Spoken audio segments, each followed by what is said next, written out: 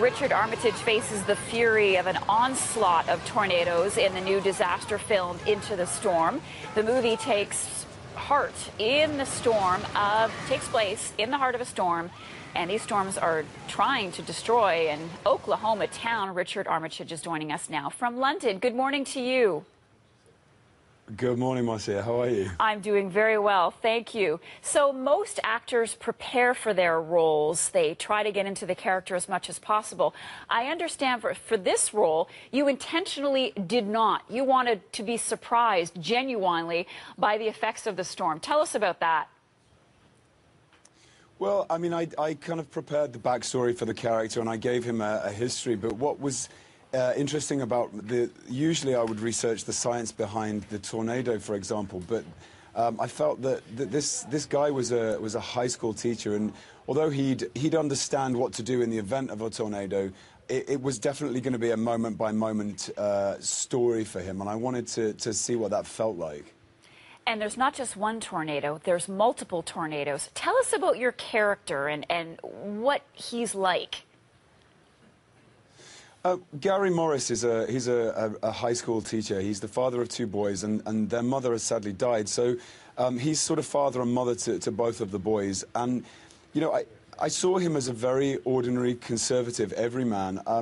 When I was doing a little bit of research, I had looked at some ordinary office workers that on news footage in the earthquake in Christchurch, New Zealand, and seeing very ordinary people going into a building and dragging out their colleagues on a day that had started in a very normal way for them, that by the end of the day they'd become these heroes, and to me that's who Gary really is. And you obviously play an American in this film. What was it like trying to learn an American accent? It was actually really enjoyable. We were quite a mixed cast of British and American actors, so I stayed with the dialect all the time, and obviously I hung out a lot with Sarah Wayne Callis, so I picked up a lot of her sounds, which was really fun to do, yeah. And obviously a lot of action and special effects in this movie. The cast, you were all subjected to 100-mile-per-hour winds and rain. There was rubble. You name it, you had it. Any surprises?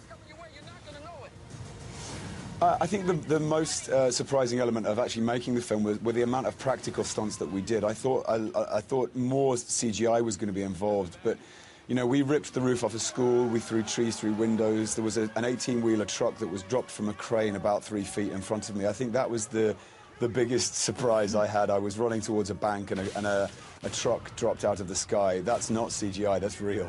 That's real. And as you point out, your character, Gary, he's a hero, he's a regular guy. You've played heroes, you've played villains. Do you have a preference? I always find the most satisfying character is a character which goes through a big evolution. So whether that's a villain that manages to find some kind of heart and soul, or a hero that is challenged in a way that he never was before, I think whatever internal drama you can find, that's the most thrilling for me. And before we let you go, is there anything you can tell us about the new Hobbit movie? I can tell you that it's very faithful to Tolkien's original work. There's an epic battle at the end, which Tolkien doesn't really write about in too much detail, but Peter Jackson takes a lot of time to give you, you know, one of the most epic film battles I think we'll see for a while. Fans are already looking forward to it. Richard Armitage, thanks so much for your time today. Nice to talk to you, Marcia.